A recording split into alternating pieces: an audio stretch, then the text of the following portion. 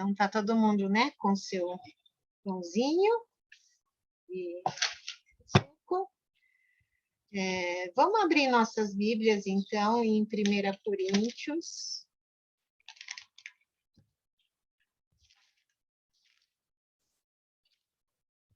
Capítulo 11.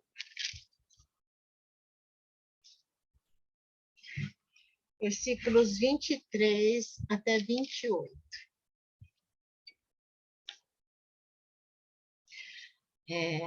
Se alguém quiser ler, por favor. Eu leio. 1 Coríntios 11, 23 a 28. Porque eu recebi do Senhor este ensinamento que passei para vocês, que o Senhor Jesus, na noite em que foi traído, pegou o pão e deu graças a Deus. Depois partiu o pão e disse: Isto é o meu corpo, que é entregue em favor de vocês. Façam isto em memória de mim.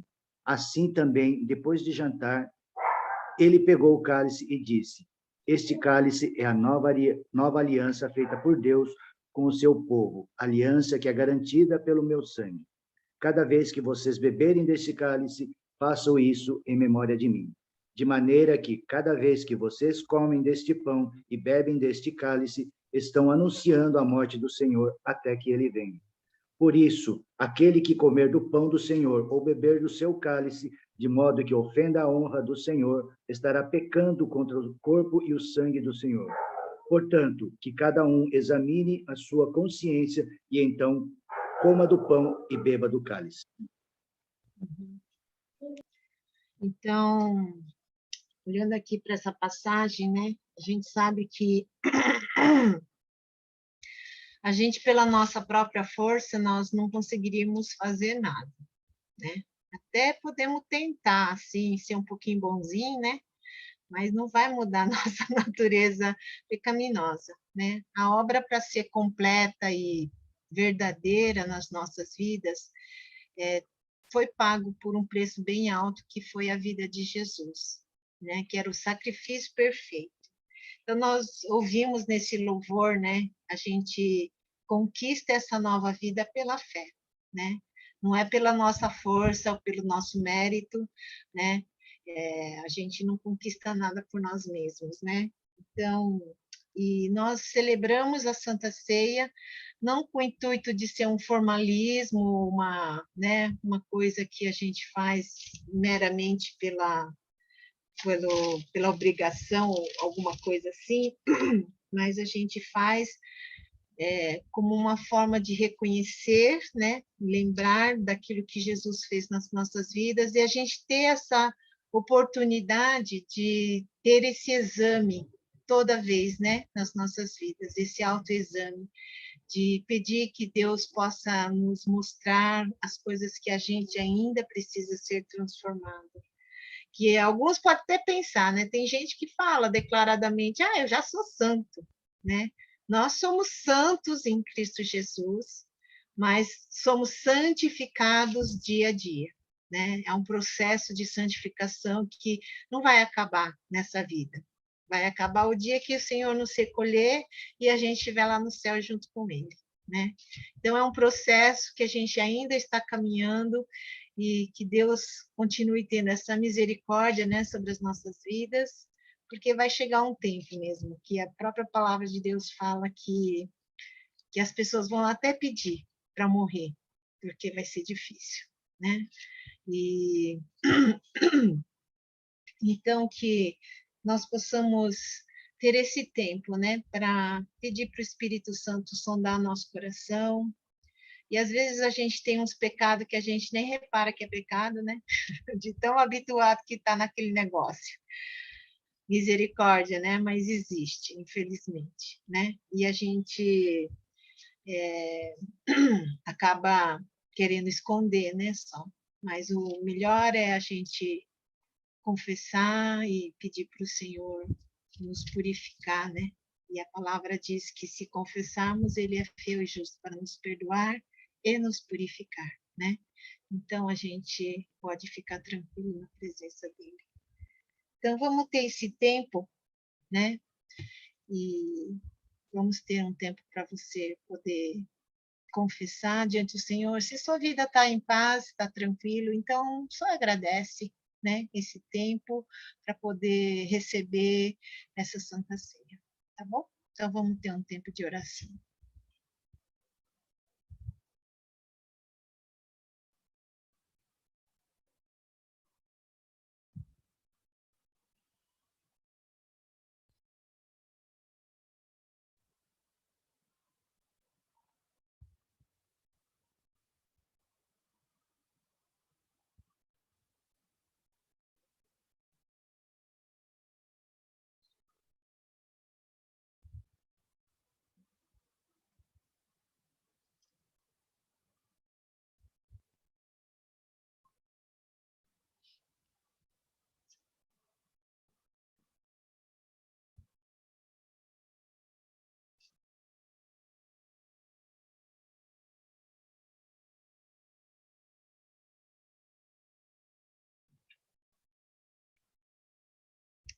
Senhor nosso Deus, nós agradecemos esse tempo que podemos ter de poder examinar, pedir que o seu Santo Espírito sonde nossos corações.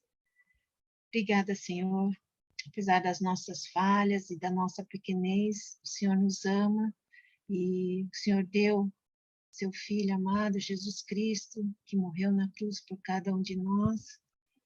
E através disso nós podemos ter uma vida nova, uma vida transformada. Queremos que realmente o Senhor continue produzindo em nós a sua vida para que possamos revelar tua glória através dos nossos atos, do nosso falar, do nosso viver, Senhor.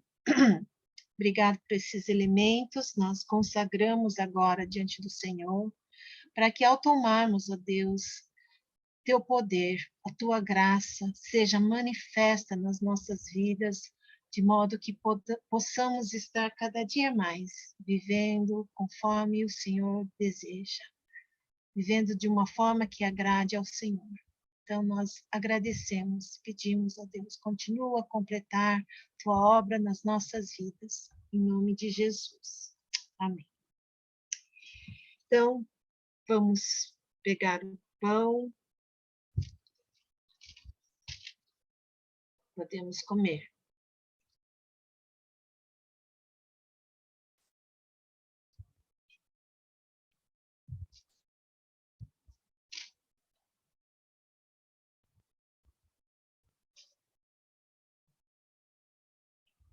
Suco.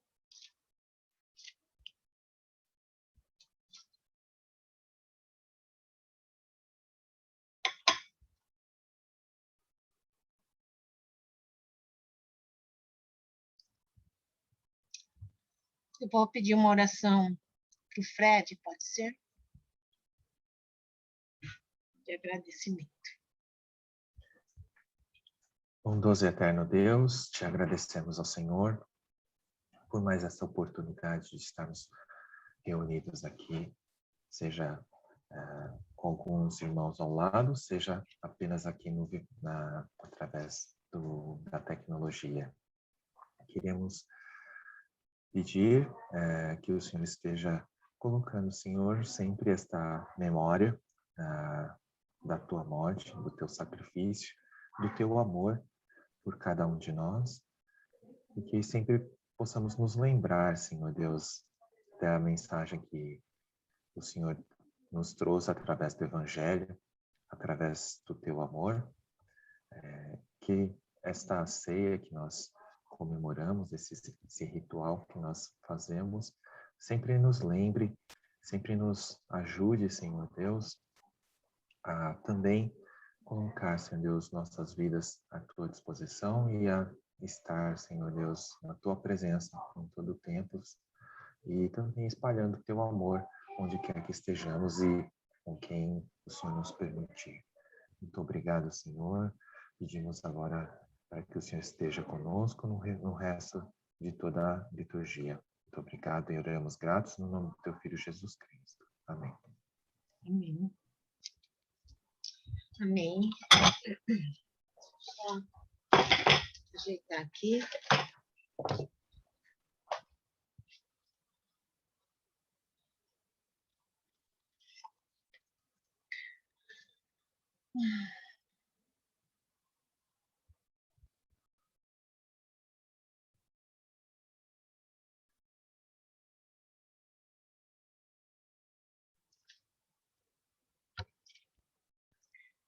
Ficou grande, não, né? Tem que ser sempre assim mesmo.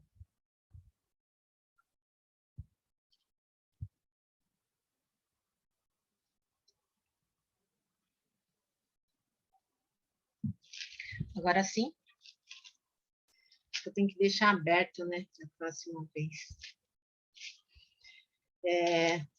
Então, a gente tem falado, né, de viver uma vida que agrada a Deus, e que muitas vezes a gente sabe da graça e do poder que Deus nos dá, né, para a gente poder viver de uma forma que agrada a Ele, mas muitas vezes a gente não consegue viver aquilo lá que Deus fala que é para nós vivermos. Por que será que a gente não consegue? Né? Então, hoje nós vamos ver como a gente consegue acessar, né? Como a gente consegue entrar nessa vida com Deus, tá? Então, Romanos, capítulo 5, versículo 1 e 2. Eu vou ler. Romanos 5, 1 e 2. Agora que fomos aceitos por Deus pela nossa fé nele, temos paz com ele por meio do nosso Senhor Jesus Cristo. Foi Cristo quem nos deu, por meio da nossa fé, essa vida na graça de Deus. E agora continuamos firmes nessa graça e nos alegramos na esperança de participar da glória de Deus. Tá? Então, nessa versão que o Vini leu, não fala essa palavra, tá? Mas na minha versão fala que nós temos acesso pela fé, né? Alguns talvez tenham essa mesma palavra. Então, na versão que o Vini leu, Jesus nos deu esse acesso, né? Mas a gente consegue viver na graça pela fé, né? Então, aqui, o acesso. Tá? Então, a graça é um dom de Deus que, assim, dom quer dizer um presente, né? Que Deus nos deu para cada um, né? Ele não, como, né, a gente já estava falando, ele não pode ser conquistado ou merecido. Quer dizer, a gente pode ter a melhor vida, mas isso não vai ser suficiente para a gente obter, né, a graça de Deus. A graça, ela é dada de uma forma gratuita, né? A gente só pode ter acesso a essa graça conforme Romanos 5, 1 e 2 diz, esse acesso, né? Então, a palavra acesso no grego é prosagog, né? Que, de acordo com os dicionários grego, Webster, ela define como a capacidade, o direito ou permissão para se aproximar, entrar, falar com ou usar. E um sinônimo dessa palavra seria admissão, tá? Então, pensa algumas formas dessa palavra, tá? Você gostaria de obter algumas informações em relação, vamos dizer, ao computador, mas o acesso é negado porque você não conhece a senha, né? Aí você você quer entrar num lugar importante, na casa do presidente, vamos dizer assim, né? Você não tem o acesso, porque você não tem uma liberação da segurança. Você, vamos dizer assim, é capitão do time de beisebol, e precisa entrar no ginásio para poder pegar os equipamentos. Mas o equipamento está guardado numa sala que está trancado, mas você não tem acesso a ela. Então, o que você precisa fazer? Né? Você precisa ir atrás para encontrar essa chave, para poder abrir, para poder pegar esses equipamentos. Agora, uma outra ilustração, talvez um pouco mais simples, né, que a gente pode usar, pensa que você está precisando de uma água pura, né, porque os seus poços secou. A cidade tem um reservatório bem grande que contém, vamos dizer assim, de milhões de água bem pura, né? E você tem, como cidadão, você tem direito a essa água que, né, nesse reservatório, mas você não tem acesso a ela, né?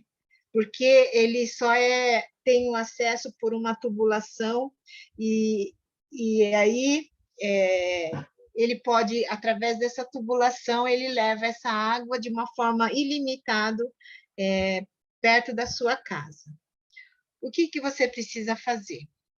Você só precisa, talvez, ir na loja, comprar uns canos de PVC para puxar, né, desse tubo central aí, tubulação central, e levar até a sua casa, e aí você colocar uma torneira, e aí você, se abrir a torneira, você vai ter acesso a essa água, né? Então, vamos pensar assim, essa tubulação, esses canos de PVC, é o acesso, né, que é a fé. Então, a fé, ela é que chega na graça de Deus e a gente pode, então, usufruir, né, que é essa água, né, a graça de Deus. Que é essa graça, esse revestimento de poder de não somente ter a salvação, mas da gente poder viver de uma forma que agrada a Deus e, assim, de testemunhar, né, essa vida com Deus. Tá? Então, a graça, ela realiza tudo isso na nossa vida. E muitas pessoas falham de viver uma vida que agrada a Deus porque não tem esse acesso, que é a fé. Então, Hebreus 11, 6. Hebreus 11, 6. Sem fé, ninguém pode agradar a Deus, porque quem vai a ele precisa crer que ele existe e que recompensa os que procuram conhecê-lo melhor. Então, sem fé, não tem como a gente agradar a Deus. Não tem como a gente obter a graça. Não tem como a gente chegar naquilo que realmente nos permite viver de uma forma que agrada ao Senhor. Então, a gente precisa entender como a gente pode receber essa graça, né? Como a gente pode crer nessa graça, tá? Então, vamos ver lá, em 2 Pedro, ele nos dá essa dica. 2 Pedro, capítulo 1, versículos de 3 e 4. 3 a 4.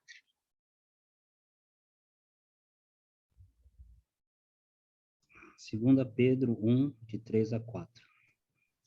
Seu divino poder nos deu tudo de que necessitamos para a vida e para a piedade, por meio do pleno conhecimento daquele que nos chamou para sua própria glória e virtude.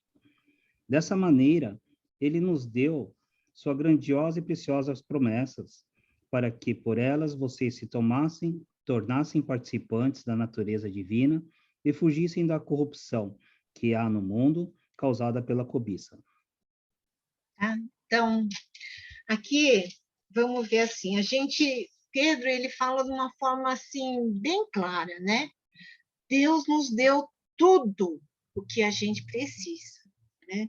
Todas as coisas que precisam para a gente ter vida e ter vida de piedade.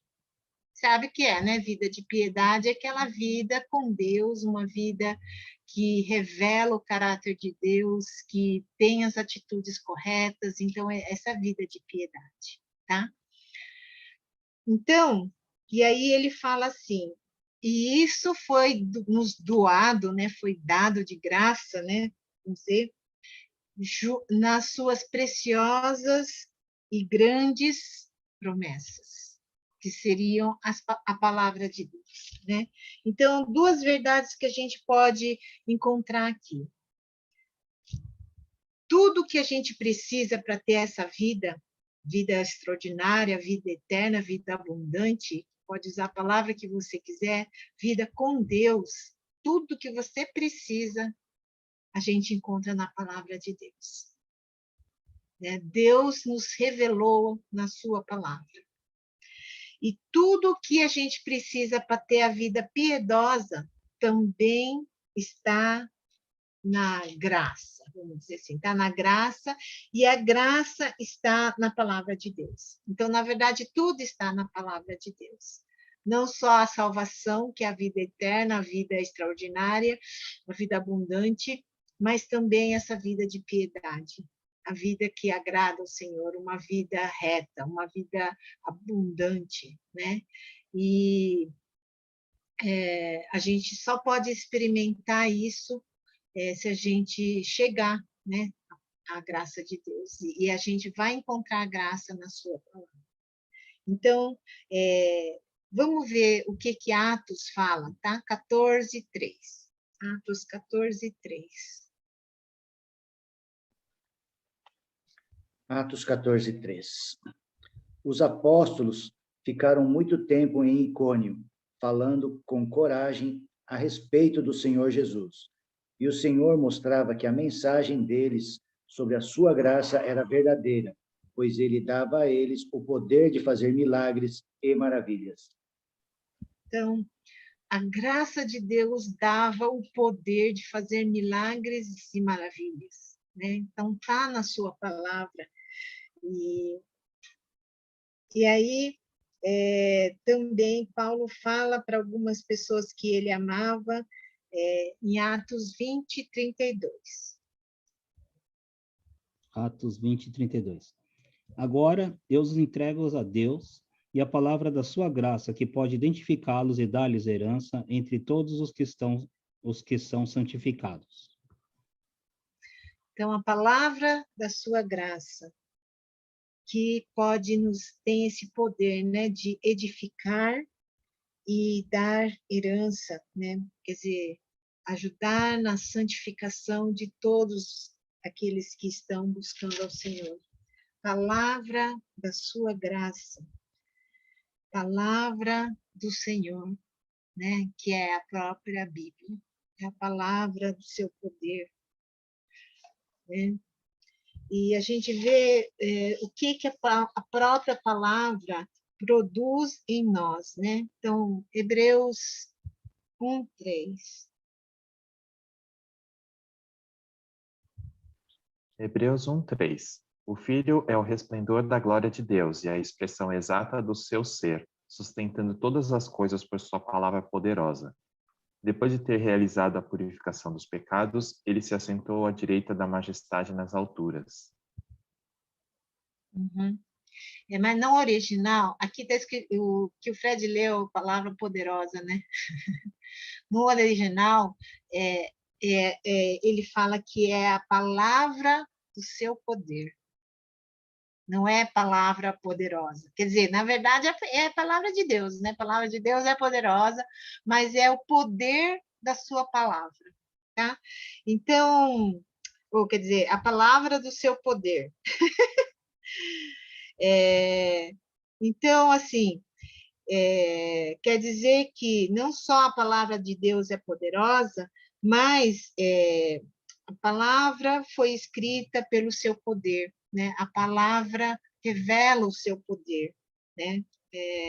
Poder de Deus, né? E essa palavra é que te dá esse poder. Como que te dá esse poder? Porque ele revela a graça, ele revela esse poder, né? Que a gente pode agradar ao Senhor, tá? Só que para a gente ter acesso a esse poder, a gente precisa ter fé, né? Vamos ver um exemplo negativo, tá? Daqueles judeus que não conseguiram experimentar essa graça. Hebreus 4:2. Hebreus 4:2. Pois assim como aquelas pessoas ouviram, também nós ouvimos a boa notícia. Elas ouviram a mensagem, porém ela não lhes fez nenhum bem, porque quando a ouviram, não a receberam com fé. Então, elas não experimentaram o poder dessa palavra. Elas não experimentaram a transformação dessa palavra. Eles não experimentaram a graça de Deus, né? Porque eles não creram.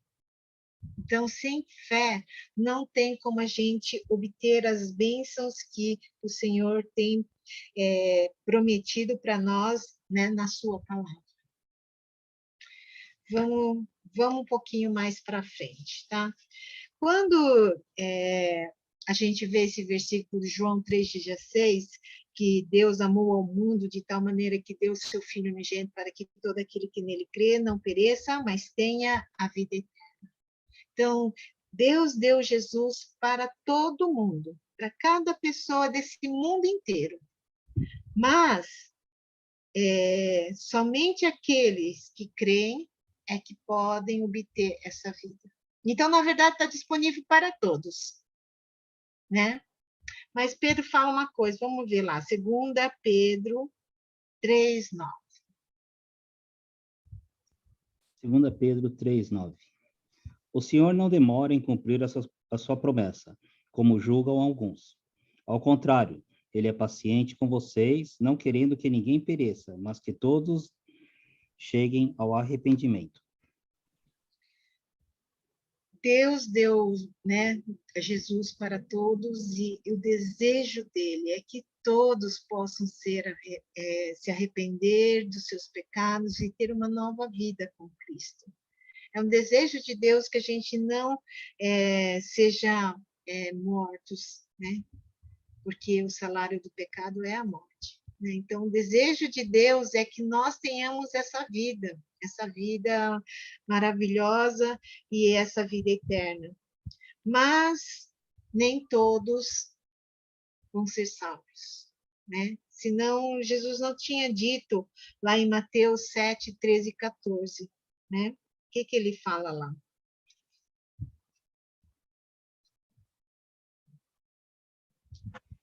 Mateus 7, 13 e 14.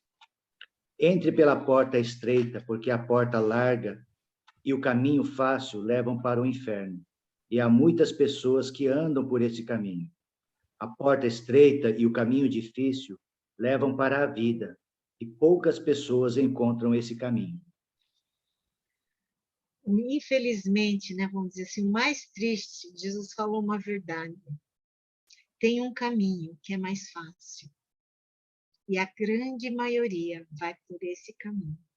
Só que esse caminho largo, esse caminho fácil, o que Jesus disse? Conduz para o inferno.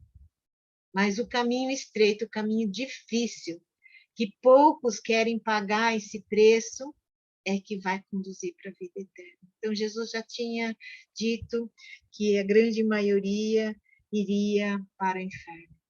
Apenas uma minoria vai entrar no céu.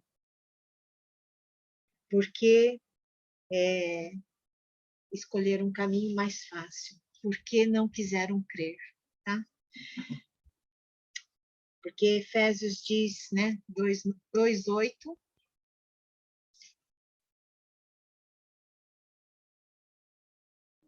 Efésios 2:8. Pois vocês são salvos pela graça, por meio da fé. E isto não vem de vocês, é dom de Deus. tá? Então, mesmo a fé, né, mesmo crer em Jesus, não é assim. Ele deu o livre-arbítrio para a gente escolher, né, qual caminho, o que a gente quer fazer.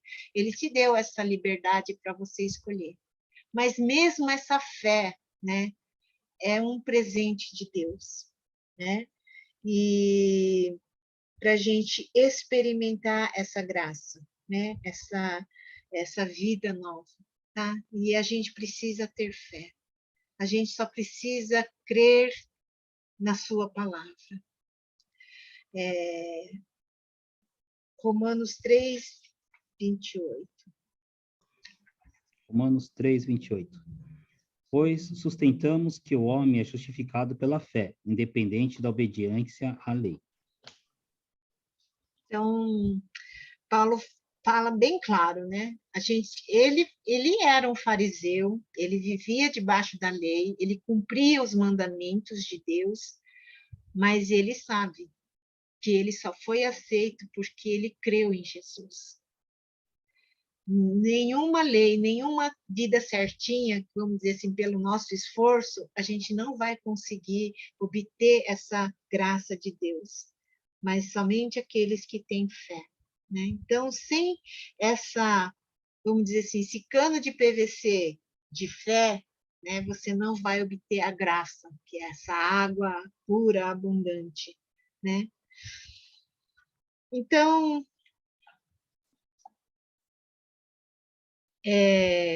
Paulo fala uma coisa muito interessante, tá? Vamos ver lá em Romanos 10, 14. Romanos 10, 14. Mas como é que as pessoas irão pedir se não crerem nele?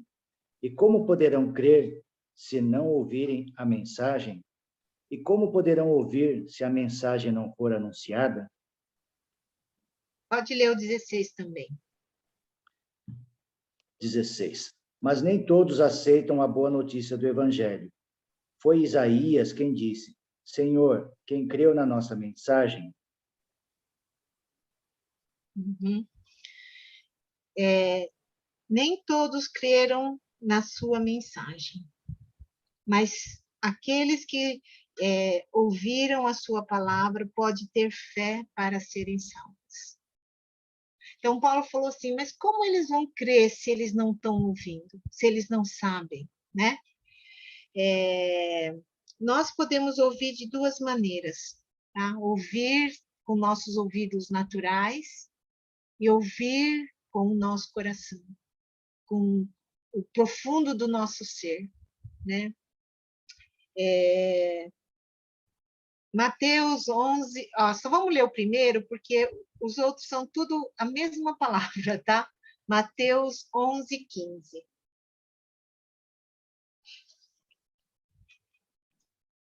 Mateus 11, 15. Aquele que tem ouvidos, ouça.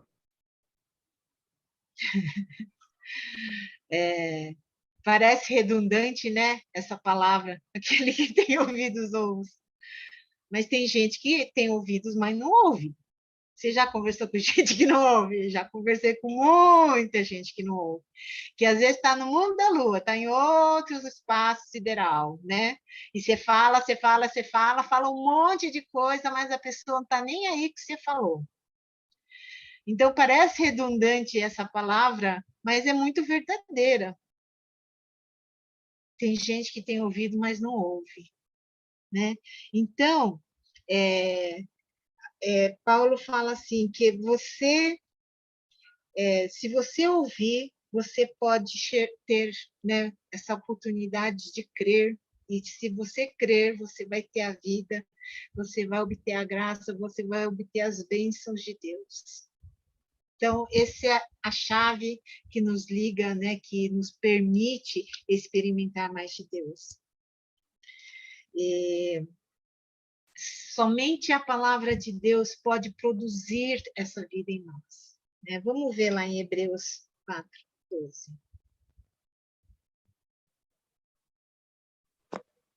Hebreus 4, 12. Pois a palavra de Deus é viva e poderosa, e corta mais do que qualquer espada afiada dos dois lados. Ela vai até o lugar mais fundo da alma e do espírito, vai até o íntimo das pessoas e julga os desejos e pensamentos do coração delas. Só a palavra de Deus é capaz de ir lá no fundo, de conhecer aquilo que nem a gente quer mostrar e nem a gente sabe às vezes, né? É só a palavra de Deus que consegue entrar e separar até algumas coisas da carne, algumas coisas da alma, algumas coisas do espírito. Ela é tão poderosa para, né, sondar, para saber aquilo que está lá no nosso mais profundo. A palavra de Deus é poderosa para fazer tudo isso. Então, a gente não dá para crer só, vamos dizer assim, pelo intelecto, né? A gente precisa crer com todo o nosso ser, né? Então, como a gente pode saber que se a gente tem fé, tá? Então, essa evidência da fé. Romanos 10, 10.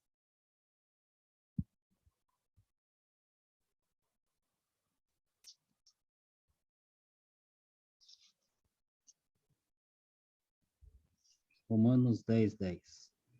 Pois com o coração se crê para a justiça e com a boca se confessa para a salvação.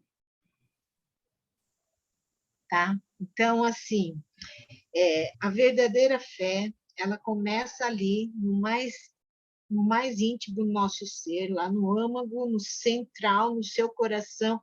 Não esse órgão que está batendo aqui, que está fluindo sangue, tá? É o coração, que significa o seu ser mais profundo.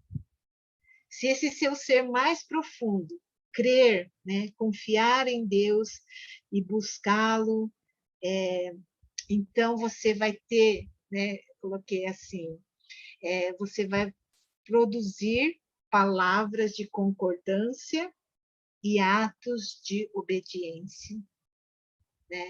Então, aí fala assim, do coração se crê para a justiça, e com a boca, né,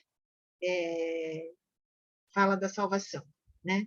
Então, assim, a boca fala, né, aquilo que está no seu coração.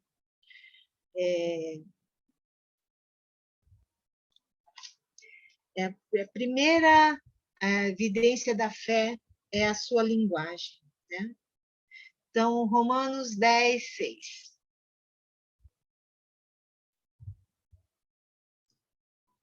Isso daí eu já li. Ah, verdade, desculpe. 2 Coríntios 4, 13.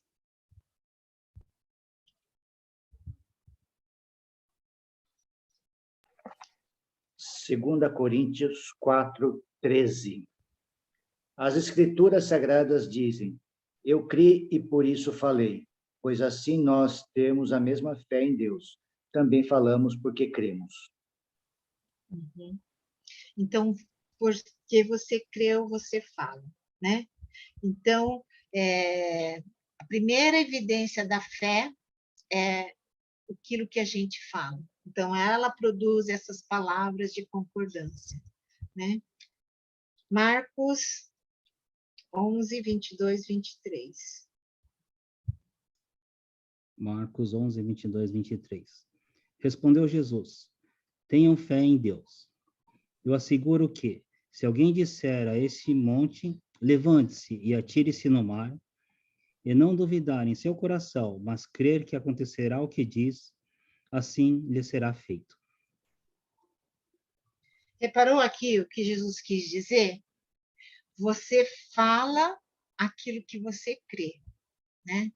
Então, se você crê verdadeiramente, você vai falar aquela mesma coisa, né? Então,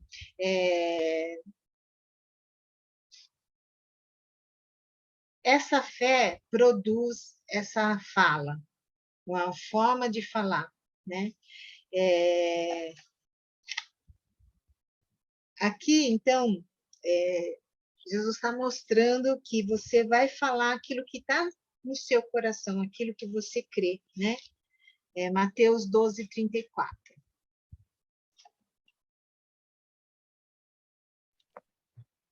Mateus 12, 34. Ninhada de cobras venenosas, como é que vocês podem dizer coisas boas se são maus? Pois a boca fala do que o coração está cheio. Tá? Então, se você crê lá no seu coração, no seu mais íntimo ser, da mesma forma você vai declarar isso, você vai falar, né? Aqui Jesus está falando do contrário, né? Quem é ruim também vai falar aquilo que é ruim, né? O que está no seu coração. Então, não tem como ficar declarando outras coisas, né? Que a força, né, vamos dizer assim, da palavra vem conforme aquilo que você crê mesmo, né? Então, vamos ver lá no Salmo. Salmo 116, 10. Salmo 116, 10. Eu criei, ainda que tenha dito, estou muito aflito. Então, ele creu, mesmo que ele está aflito, né? Mas o crer vem antes do falar, né? Mesmo que, né, estou com medo, mas eu creio. Então, eu vou falar aquilo que eu creio. Né? Mas eu, né? Mesmo estando com medo, eu vou crer, né? Então, vamos ver uma experiência aqui com Jesus, tá? Mateus 13:51. Mateus 13:51. Então perguntou Jesus: Vocês entenderam todas essas coisas? Sim, responderam eles. Então, eles responderam assim, que eles tinham entendido, tá? Jesus estava explicando alguns princípios da palavra de Deus e também sobre a fé.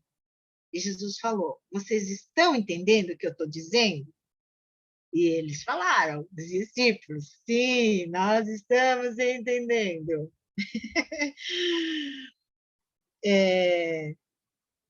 Não sei se eles entenderam ou não, né?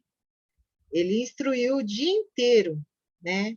E aí, então, o Espírito Santo direcionou Jesus para atravessar o Mar da Galileia, porque Deus queria libertar um homem que estava sendo possesso por demônios, né, do outro lado, tá?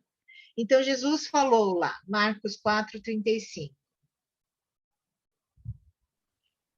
Marcos 4:35. Naquele dia de tardinha, Jesus disse aos discípulos: Vamos para o outro lado do lago. Olha, os discípulos lembram, né, quem eles eram, né? A grande maioria dos discípulos eram pescadores experientes, vamos dizer, profissionais, né? Então, eles já estiveram no mar muitas e muitas vezes, né? Porque era a profissão deles, né? Eles faziam isso, estavam pescando sempre. E então eles conheciam o mar, conheciam todas as coisas, né, referente a isso. Eles entraram então no barco e a viagem começou. Jesus estava bem cansado, então ele foi dormir. E aí o que aconteceu? Apareceu uma grande tempestade, né? E com ventos violentos, o barco começou a encher de água e ainda estava longe de aparecer a costa, né? A terra do outro lado. E eles pensaram, eles conheciam aquela tempestade, conheciam o resultado do que aconteceria com aquela tempestade, com aquela água entrando no barco, e eles ficaram desesperados, né? Aí eles tiveram uma reação, né? Vamos ver aí, do versículo 34, Marcos 4:38 até 40. Marcos 4:38 a 40. Jesus estava na popa, dormindo com a cabeça sobre o travesseiro. Os discípulos acordaram e chamaram: Mestre, não te importas que morramos? Ele se levantou, repreendeu o vento e disse ao mar: Aquiete-se, acalme-se. O vento se aquietou e fez-se completa bonança. Então perguntou aos seus discípulos: Por que vocês estão com tanto medo? Ainda não têm fé? Lembra qual foi a palavra de Jesus para eles? Nós vamos passar para outra margem. Era só isso que Jesus falou, né? Vamos passar para outra margem. Jesus não avisou que ia ter uma tempestade no meio do caminho, né? Mas a palavra de Jesus era: vamos atravessar para outra margem. Eles ficaram com tanto medo, né? E aqui Jesus fala assim: por que vocês estão tão tímidos? Por que vocês não têm fé?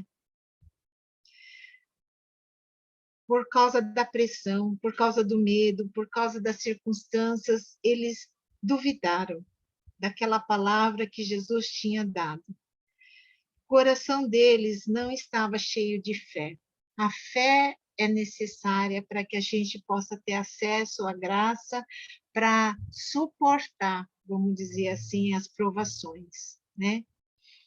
E se você não tem fé, você vai tentar agir por suas forças humanas, né? Então, no caso dos discípulos ali, vão tirar água, vão tirando água aqui para o barco não virar, né? Nós não afundarmos. Eles estavam tentando com as próprias forças, né? E Deus, ele quer que a gente experimente, né, essa graça, mas ela só tem quando a gente tem fé, né? E Tiago, ele vai mais a fundo, ele fala assim que não só você declarar na sua boca, né, essa fé, essa crença, mas também as suas atitudes. Tiago fala que se você não tiver as atitudes que correspondem à sua fé, quer dizer que não é uma evidência que você tem fé, tá? Então, suas atitudes, sua vida vai corresponder com a sua fé. Vamos ver lá o que Tiago fala? Tiago 2,18. Tiago 2,18. Mas alguém poderá dizer, você tem fé e eu tenho ações. E eu respondo, então me mostre como é possível ter fé sem que ela seja acompanhada de ações. Eu vou lhe mostrar a minha fé por meio das minhas ações. Uhum. Vamos voltar naquela ilustração do cano da água no reservatório, né? Você está lá, né? Você instalou todo o cano, você pôs a torneira e essa é a prova, né? Vamos dizer assim. Você pode ficar em pé diante da pia da cozinha e declarar que você conectou a sua casa à tubulação central que vem a água do reservatório. Mas se você não abrir a torneira, essa água não vai sair, certo? Ela está lá disponível, mas ela não vai sair. Então, você não vai experimentar, né? Então, em relação à graça e à fé, é a mesma coisa.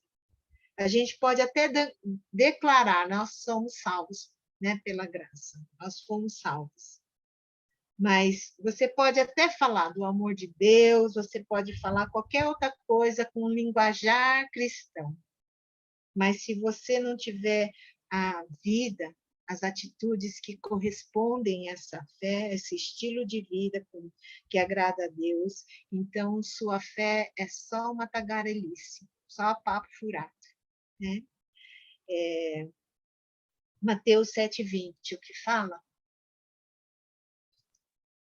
Mateus 7,20. Assim, pelos seus frutos, vocês os reconhecerão. Por isso, Jesus falou, pelos frutos vocês reconhecerão. Como a gente vê os frutos? O fruto, né, é uma consequência natural daquilo que é a árvore, vamos dizer, né? Ela vai produzir fruto. Se você não produzir fruto, é porque não tem nada lá, né? Vamos ver, então, o que Tiago declara.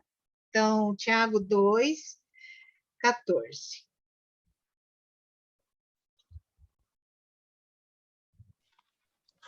Tiago 2,14. Meus irmãos, que adianta alguém dizer que tem fé se ela não vier acompanhada de ações? Será que essa fé pode salvá-lo? Uhum. Aí lê do 18 ao 22.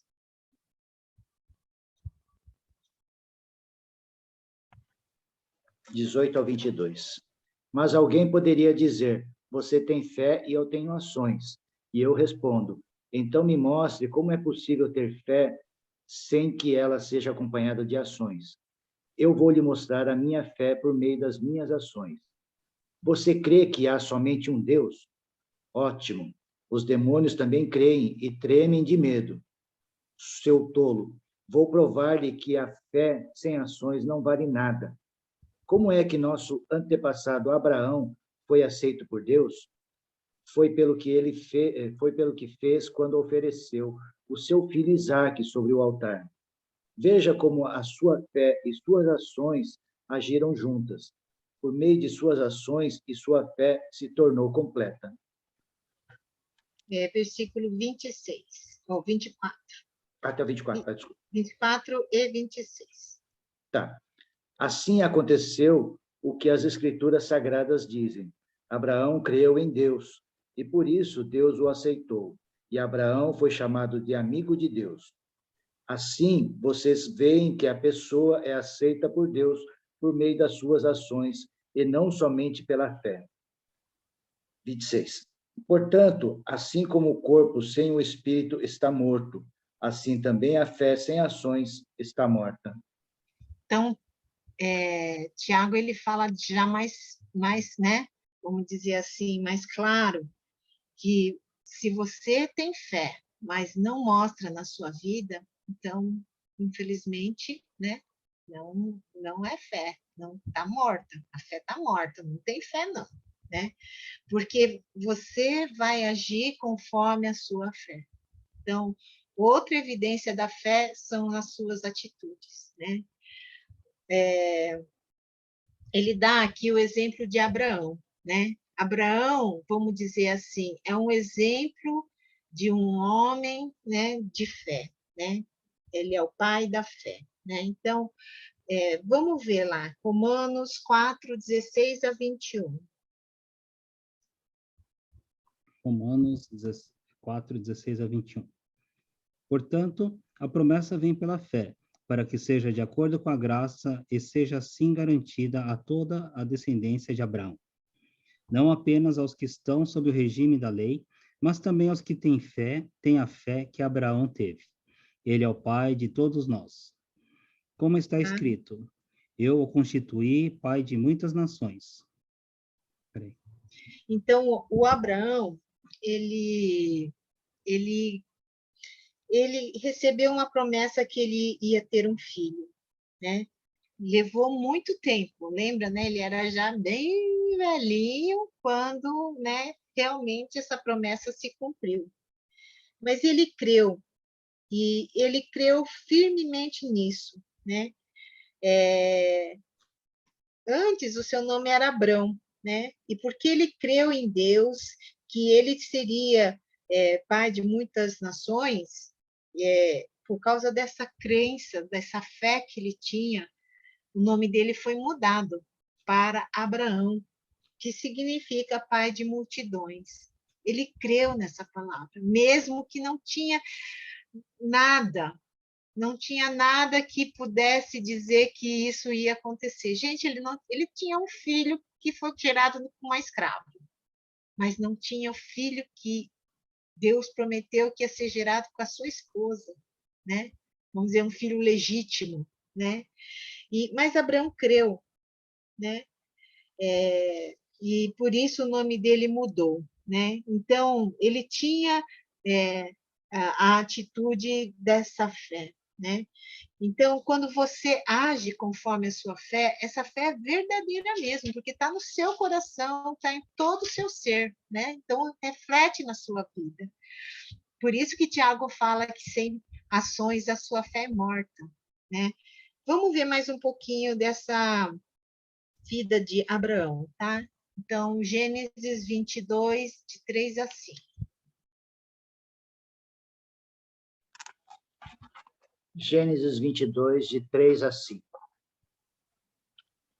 No dia seguinte, Abraão se levantou de madrugada, arreou o seu jumento, cortou lenha para o sacrifício e saiu para o lugar que Deus havia indicado. Isaque e 2 empregados foram juntos com ele. No terceiro dia, Abraão viu o lugar de longe. Então disse aos empregados: fiquem aqui com o jumento. Eu e o menino vamos ali adiante para adorar a Deus. Daqui a pouco nós voltamos. Olha só, né? Lembra? Demorou muito tempo. Ele teve que esperar 25 anos para ver cumprida essa promessa de ter o filho. E depois que o filho já estava ali com seus 17 aninhos, né? Era um adolescente, vamos dizer, naquela época, né? Porque viviam muito mais, então 17 anos não era nada.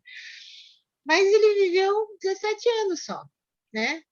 E Deus pediu para Abraão oferecer quem? Esse filho querido, esse filho esperado, esse filho da promessa, esse filho que iria cumprir, né, essa palavra que o Abraão ia ser pai de multidões. E aqui ele vai, então, sacrificar o seu filho, vai com 2 servos. Aí chega lá no pé do monte, ele fala assim para os servos: eu vou lá adorar com meu filho, e depois o quê? Nós voltamos. Tá vendo aqui a fé dele? Ele sabia que era para entregar o filho dele, mas mesmo assim, ele creu em Deus. E ele falou: a gente vai voltar. De algum jeito, o meu filho vai voltar. Eu vou sacrificar, mas a gente vai voltar. Tá vendo a fé de Abraão? Agora vamos ver lá. Então, Hebreus 11, 17 a 19. Hebreus 11, 17 a 19. Pela fé, Abraão, quando Deus opôs a prova, ofereceu Isaque como sacrifício. Aquele que havia recebido as promessas estava a ponto de sacrificar seu único filho, embora Deus lhe tivesse dito: por meio de Isaque, a sua descendência será considerada. Abraão levou em conta que Deus pôde ressuscitar os mortos e, figuradamente, recebeu Isaque de volta dentre os mortos. Pela fé, Isaque abençoou Jacó e Esaú com respeito ao futuro deles. Pela fé, Jacó, à beira da morte, abençoou cada um dos filhos de José e adorou a Deus, apoiado na extremidade do seu bordão. Então, Hebreus fala aqui. Olha aqui, por que que o Abraão, ele declarou daquele jeito? Ele tinha fé, né? Ele confiava em Deus, na promessa que Deus tinha dado. Aqui ele pensou. Ele não pensou que Deus ia prover um novo sacrifício ali no meio do caminho, né? Deus estava testando aquilo que estava no coração dele. O coração dele tinha fé. Ele falou: mesmo que eu matar o meu filho é da promessa. Então, Deus vai, de alguma forma, ressuscitar esse menino, vai fazer um milagre, ele vai voltar à vida e eu vou voltar com meu filho para casa. E foi isso que ele declarou. E porque ele pensou isso, que Deus ia ressuscitar seu único filho. Então, ele podia sacrificar o filho sem medo. Gênesis 22, 12.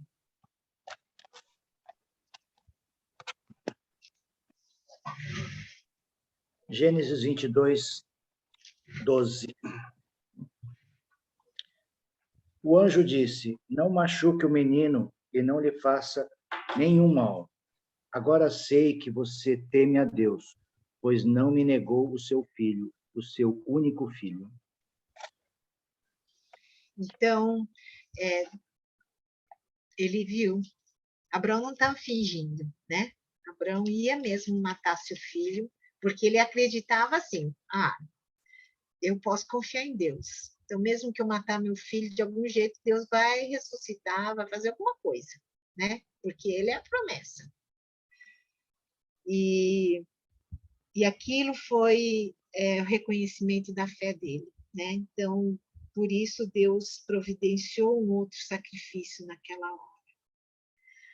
Então, por isso que a gente já leu nessa passagem de Tiago 2, 22 a 24, que a fé opera junto com as suas obras, né? E pelas obras ela revela a fé, vamos dizer assim, a fé consumada. Então, por isso que Abraão creu em Deus e isso foi colocado para ele como justiça, né? Ele foi chamado amigo de Deus.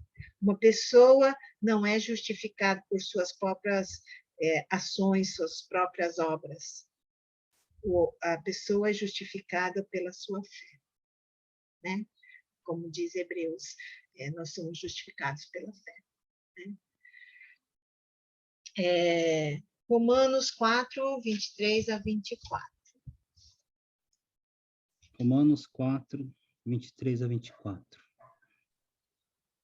As palavras lhe foi acreditado não foram escritas apenas para ele, mas também para nós, a quem Deus acreditará justiça a nós, que cremos naquele que ressuscitou dos mortos, a Jesus, nosso Senhor. Tá? Então, não é só Abraão que vai ter esse privilégio. Todos nós, se tivermos fé, vamos ser justificados por Deus, e isso vai, vamos dizer assim, vai continuar nos fortalecendo, nos guiando e revelando, né, aquilo que nós cremos. Então, o objetivo final de Deus, né, vamos dizer assim, daquela tubulação da fé, é aquela água, a água da graça, né, que a gente está indo atrás. A fé não é o objetivo final. O objetivo final é a graça, né? É por causa da graça que nós somos perdoados, nós somos transformados, nós somos assim, recebemos o poder, né, para a gente viver de forma que agrada a Deus, e é essa graça que dá poder também para a gente trazer o céu para a terra, tá? Então, só a fé verdadeira é que pode acessar essa graça que vai fazer a gente viver de uma forma que agrada a Deus.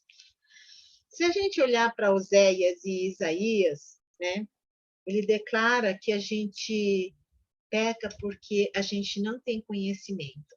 Vamos olhar lá, Oséias 4, 6. Oséias 4:6.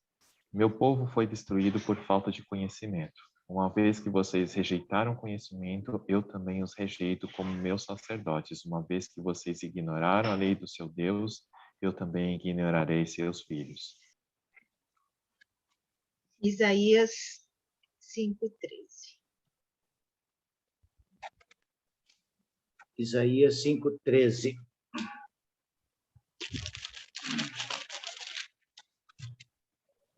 Portanto, por causa da sua desobediência, o meu povo será levado prisioneiro para fora do país. O povo e as autoridades morrerão de fome e de sede.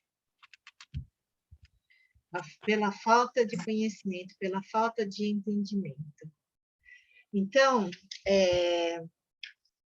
a gente tem fé através daquilo que a palavra gera em nós, tá?